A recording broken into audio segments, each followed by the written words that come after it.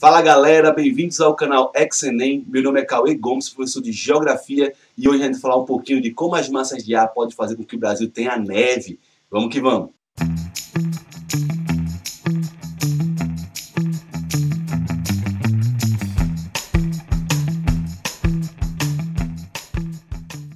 Então a gente sabe que o Brasil, com essa grande variedade climática, devido a vários fatores, como a questão da extensão do seu território, sua variação latitudinal, mas principalmente a ação dos sistemas atmosféricos, como as massas de ar. A gente sabe que as massas de ar são nada mais do que bolsões de gases que são deslocados na atmosfera devido à variação de temperatura e pressão. A gente já sabe como funciona a circulação da atmosfera, não é isso? E esses bolsões de gases que se deslocam do seu local de origem para outra região transferem características do seu local de nascimento, do seu local de origem para outras regiões. Então a gente pode classificar, por exemplo, as massas de ar quentes, que nascem nas regiões equatoriais e tropicais de baixas latitudes, não é isso?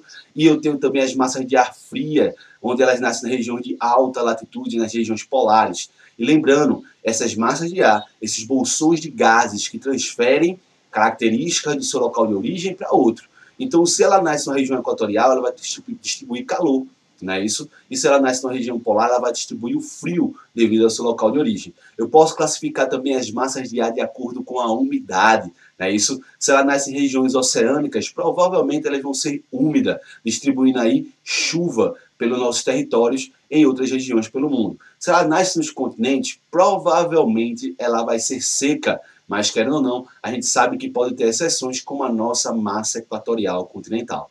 Então, de novo, lembra, massas de ar são bolsões de gases que se deslocam pela atmosfera, transferindo características do seu local de origem para outras regiões.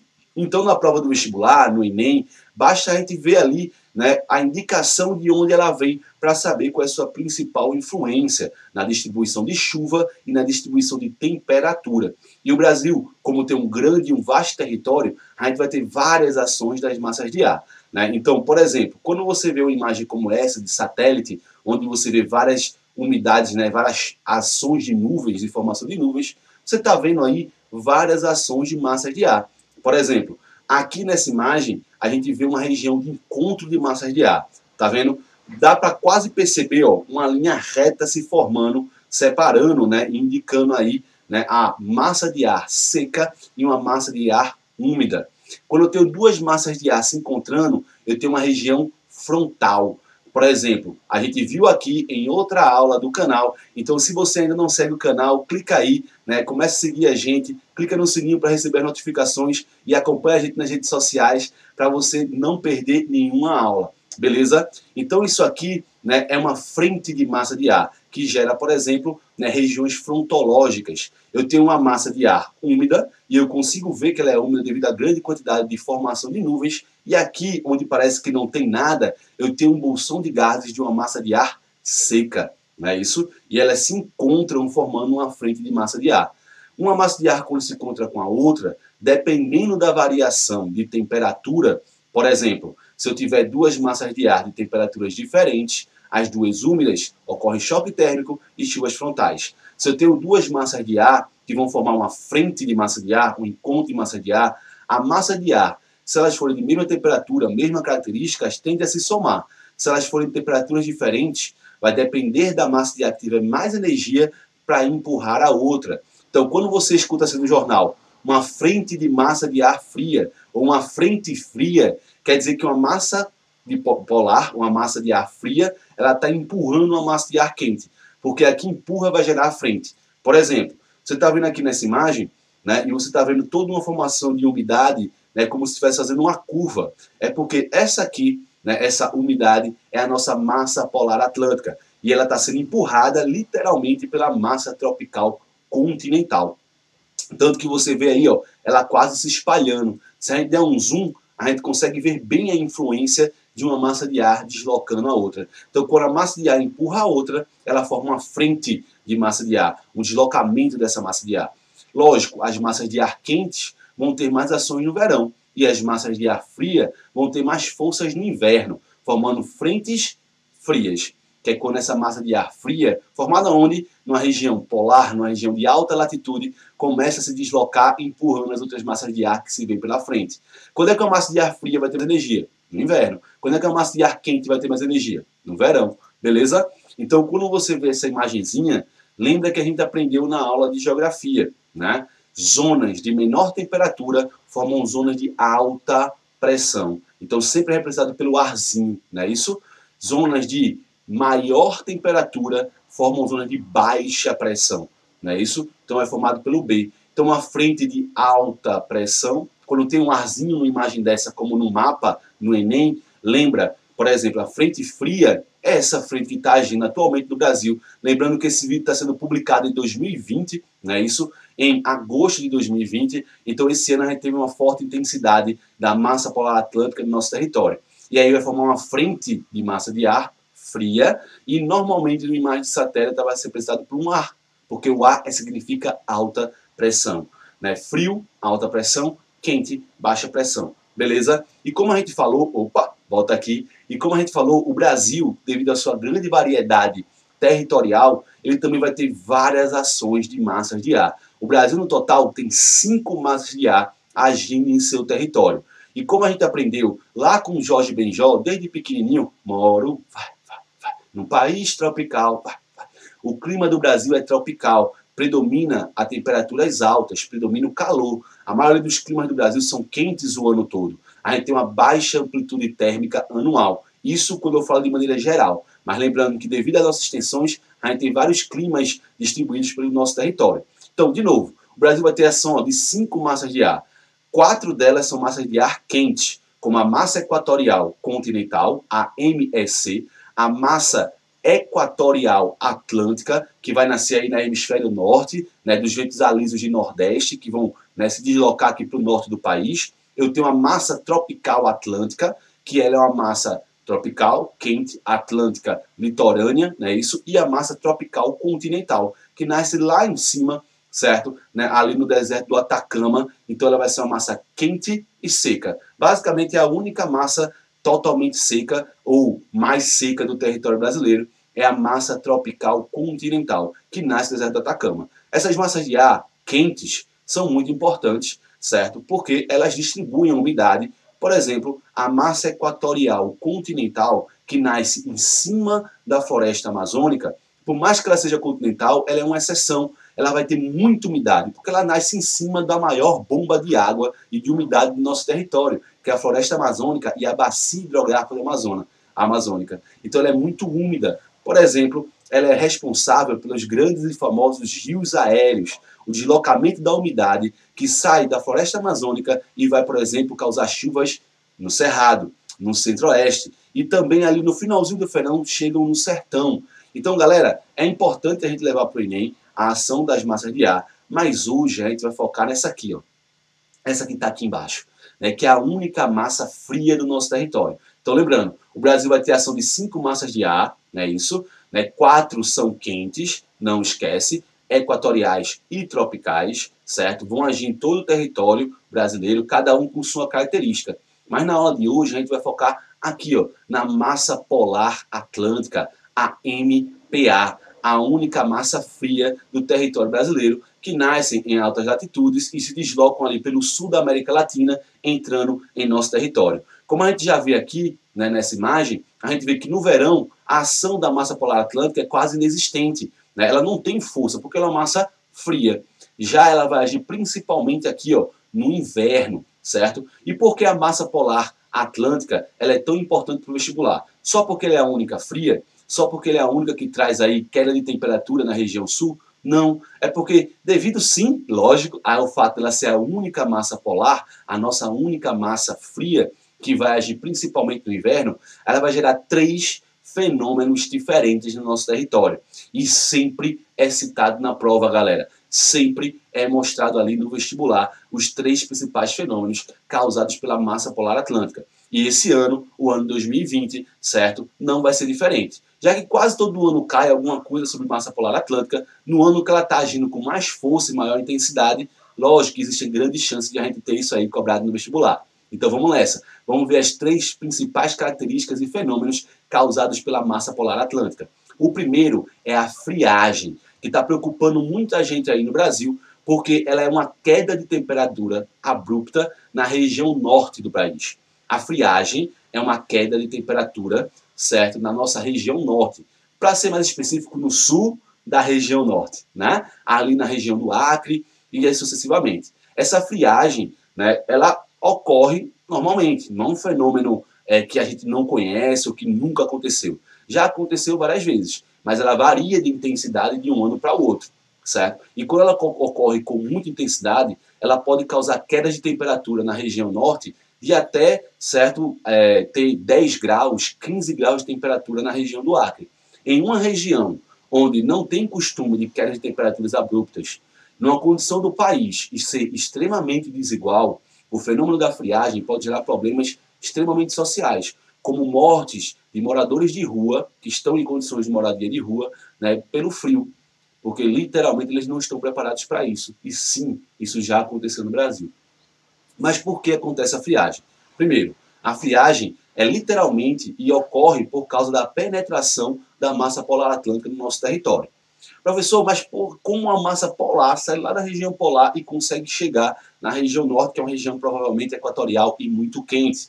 Ela ocorre principalmente pela nossa característica do relevo. Vê esse mapinha aqui. Esse mapa, ele mostra, certo, a ação da massa de ar polar, não é isso?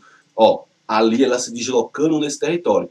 E observe uma coisa, esse mapa ele mostra a altitude. Quanto mais laranja, maior a altitude. Quanto mais verde, mais baixa a altitude. Opa, perdão, galera. Então, ó, observa por onde vai passar a massa polar atlântica. Ela passa, literalmente, ela é canalizada. Existe um canal indo ali, ó, certo? Entre os Andes e os planaltos centrais do Brasil, que vai canalizar, vai facilitar a entrada da massa polar atlântica. Então, ó, a massa polar atlântica penetra no território brasileiro, facilitado pela configuração do nosso relevo. Quase praticamente ela é canalizada e devido a isso ela consegue chegar em distâncias maiores e consegue causar o fenômeno de friagem, que é aquela temperatura abrupta na região norte, causando um tipo de clima que a gente chama de clima equatorial semi-úmido, porque no inverno vai ser mais frio, menor transpiração, aí é evapotranspiração, certo? Causando aí menores quantidades de chuvas na região. Então, friagem, que é a temperatura na região norte, ocorre por quê? Penetração da massa polar atlântica, que pode variar de intensidade de um ano para outro, por outros motivos e características, e por causa da facilitação que ocorre de sua penetração devido à característica do nosso relevo, que basicamente, ó, canaliza a entrada da friagem aí. Beleza? Primeiro fenômeno, friagem. Problemas, infelizmente, que a temperatura baixa em uma região que não está acostumada e devido à desigualdade social do Brasil, pode causar mortes, infelizmente, da população, né, que reside em condição de moradia de rua, certo? E por isso a gente precisa de uma política pública necessária para solucionar e acompanhar essa problemática que ocorre na região. O outro fenômeno que ocorre são as geadas e a neve, certo? Primeiro, a gente sabe que esse fenômeno vai ocorrer basicamente restrito na região sul do Brasil, porque na região sul do Brasil é a região onde ele primeiro recebe a massa polar atlântica, é a região onde a gente consegue, certo, ter a massa polar cheia de energia, porque quanto mais distante ela está da sua fonte original, mais, né, distribuindo força, distribuindo temperatura ela vai e mais fraca ela vai ficando. Então, no primeiro lugar que ela penetra, que ela entra no território brasileiro, ela vai causar maior queda de temperatura, né? Então, a massa polar atlântica é uma massa fria, que leva características do seu local de origem. Se nasce numa região polar, ela vai transferir o frio, características de queda de temperatura para o território brasileiro. E a região sul, por receber primeiro essa massa polar atlântica, por ser uma região que está abaixo do Trópico de Capricórnio e possui uma maior amplitude térmica anual, né, o inverno ele vai ser bastante frio. E quando essa massa polar chega com maior intensidade, ela pode causar a geada e a neve, né? Então, a geada e a neve são fenômenos que ocorrem na região sul devido à entrada da massa polar atlântica, que causa, né, quedas de temperaturas drásticas na região. A geada, literalmente, né, é a sublimação da evaporação, da transpiração dos seres vivos. É quando você literalmente tem a planta transpirando e aquela umidade que sai em formato de vapor, devido à queda de temperatura abaixo de zero, basicamente ela sai do sentido gasoso para o estrito sólido. E aí ela vai congelar a superfície, ó, da vegetação. Lembrando que a gente também tem parecido com isso o orvalho, mas o orvalho ele sai do estado gasoso para o líquido. E depois do orvalho pode congelar e formar a geada. Mas normalmente a geada é a transpiração dos seres vivos que parte do estado gasoso para o estado sólido devido a fortes quedas de temperatura. Essa geada ela causa vários problemas, né? Destruindo plantações, afetando os animais, faltando alimentos, dificultando o transporte e vários outros problemas. A neve, literalmente, ela ocorre por causa do congelamento do vapor d'água nas nuvens. Quando a nuvem, né, ela alcança uma temperatura extremamente baixa, aquele vapor d'água cristaliza depois da condensação e forma flocos de neve, flocos de gelo, cristais, na verdade, de gelo. Beleza. Então, professor, querendo ou não, eu posso ter esses cristais de gelo devido à altitude se formando em qualquer lugar. Então, por que não neve em outras regiões do mundo? Querendo ou não, esses cristais de gelo, eles se formam nas nuvens, mas quando esses cristais de gelo ficam muito pesados, ele vai precipitar, como a nuvem. Mas quando ele começa a precipitar, dependendo da temperatura da região, ela derrete e forma chuva, que são as chamadas chuvas de neve. Então, por exemplo, o Brasil é mais difícil ocorrer isso, mesmo na região sul, porque para que a gente tenha neve, os cristais de gelo, quando precipitam, ele tem que encontrar uma temperatura abaixo de zero até chegar no solo. Porque na transferência da nuvem até chegar na superfície, quando ela começa a cair, se a temperatura começa a aquecer na baixa atmosfera, o que acontece? Ele derrete e forma chuva. Então, a neve no Brasil se forma de maneira mais rara, porque ela depende que a temperatura até a superfície do solo esteja normalmente abaixo de zero. Ela depende que, né, a precipitação ocorra nessas condições. Então, por isso, normalmente ocorre em regiões de serra, nas serras gaúchas, né, na região de Santa Catarina, porque eu vou ter que ter essa condição de baixa temperatura até chegar no solo. Senão, quando os cristais de gelo começam a sair da nuvem e cair, eles começam a derreter e vão formar chuva em vez de neve. Então, devido à entrada da massa polar atlântica e devido à característica dos relevos na região sul, né, a gente vai ter essas neves se formando, né, porque aquela temperatura que a massa polar traz é bastante intensa.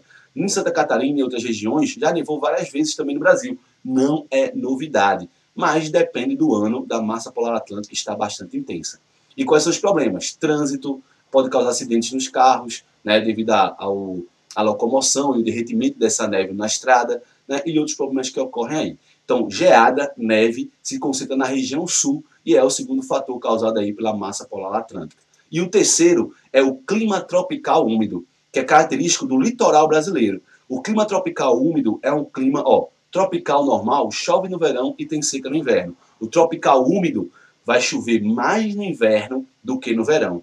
É um clima formado por fenômenos frontológicos ou fenômenos frontais, quer dizer que é causado por chuvas frontais, chuvas de massa de ar. Devido à massa polar atlântica agir no inverno, ela se desloca pelo litoral brasileiro, chegando até aqui no Nordeste e encontra a massa tropical atlântica. O encontro da massa polar atlântica com o encontro da massa tropical atlântica, a MPA e a MTA, é uma massa fria e uma massa quente. Quando essas duas massas de ar de temperatura diferente se encontram, as duas semiúmidas, né, atlântica, elas vão causar o quê? Choque térmico e chuvas frontais. Ou chuvas, como a gente chama aqui, de outono e inverno. Chuvas de caju, fazendo com que o clima no litoral brasileiro seja mais úmido do que o clima tropical normal. Por isso, pseudotropical, tropical úmido ou tropical litorâneo, porque ele é regido por fenômenos frontológicos, causando chuva de outono e inverno, chovendo mais no inverno do que no verão, o que é diferente do tropical normal, que chove no verão e tem seca no inverno. Por que isso acontece? Porque a massa polar atlântica existe e penetra no nosso território no litoral, se encontrando com a massa tropical atlântica. Beleza? Então esses são os três fenômenos causados principalmente aí pela nossa massa polar atlântica. Friagem na região norte, geada e neve na região sul e o clima tropical atlântico no nosso território. Mas em 2020, a gente está meio que assustado e a galera está chamando muita atenção, principalmente porque essa massa polar atlântica está bastante intensa, né? E essa intensidade da massa polar atlântica ela pode variar por vários motivos. Mas esse ano ela está muito ligada à diminuição da força dessa corrente, certo, de jato aqui, ou jet stream, como normalmente é chamado aí nos jornais, etc. Essa corrente de jato, né, faz parte das circulações atmosféricas, por exemplo, influência também da massa tropical continental, que literalmente, como você está vendo aqui, ó, ela bloqueia o deslocamento da massa polar atlântica. A gente não falou que a massa polar atlântica porque tem energia para empurrar, né, outra massa de ar, e essa massa de ar também ela não pode ser muito intensa para, por exemplo, reter esse deslocamento. Então a corrente de jato, ou jet stream, é uma corrente que ela age de maneira a diminuir a expansão da massa polar atlântica. Ela retém, quando ela encontra com a massa polar atlântica, ela começa a dificultar a sua entrada. E, infelizmente, galera, querendo ou não, a gente sabe que é muito comum a galera fazer esse frio, e a gente não está comentando sobre o aquecimento global. O senhor já falou aí várias vezes, professor, sobre o aquecimento global. Sim, o aquecimento global modifica, né, a circulação atmosférica em vários locais do mundo. E devido ao aquecimento global, a gente está tendo as estações do ano mais intensas. A gente teve no ano passado, em 2019, perdão, um inverno extremo nos Estados Unidos, que teve cidades que tiveram menos de 40 graus de temperatura. E muita gente falou, olha aí, como é que está aquecendo o mundo se está resfriando? É porque o aquecimento global modifica alguns fatores climáticos e isso faz com que as estações do ano fiquem mais intensas. Tanto o verão está ficando mais quente, quando o inverno está começando a ter também fenômenos mais frios. Mas lembrando, isso são momentos, né, por exemplo, um dia, uma semana, no contexto geral, na temperatura ambiente do planeta, a gente continua aquecendo de maneira grande, né, causada aí pelas mudanças climáticas e pela intensificação do efeito estufa. Então, a jet stream, ela está perdendo força, bicho, por causa das mudanças climáticas. E ela não está conseguindo barrar a massa polar atlântica e dificultar a sua entrada da massa polar atlântica. E por isso, em 2020, ainda teve uma forte e intensa ação dessa massa polar brasileira, causando, por exemplo, os memezinhos de internet que a gente viu aí, que foram nossos bonequinhos de neve, né? E a neve ali em Santa Catarina, a baixa temperatura na região sul do Brasil e a intensificação do fenômeno de friagem. Certo?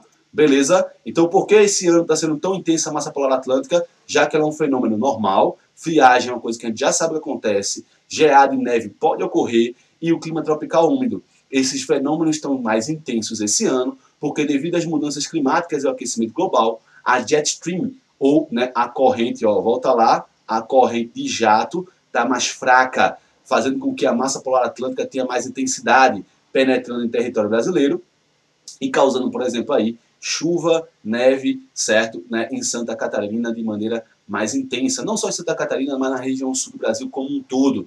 E lembra, esse aí pode causar problemas econômicos e sociais, já que o Brasil não está muito adaptado a essas condições.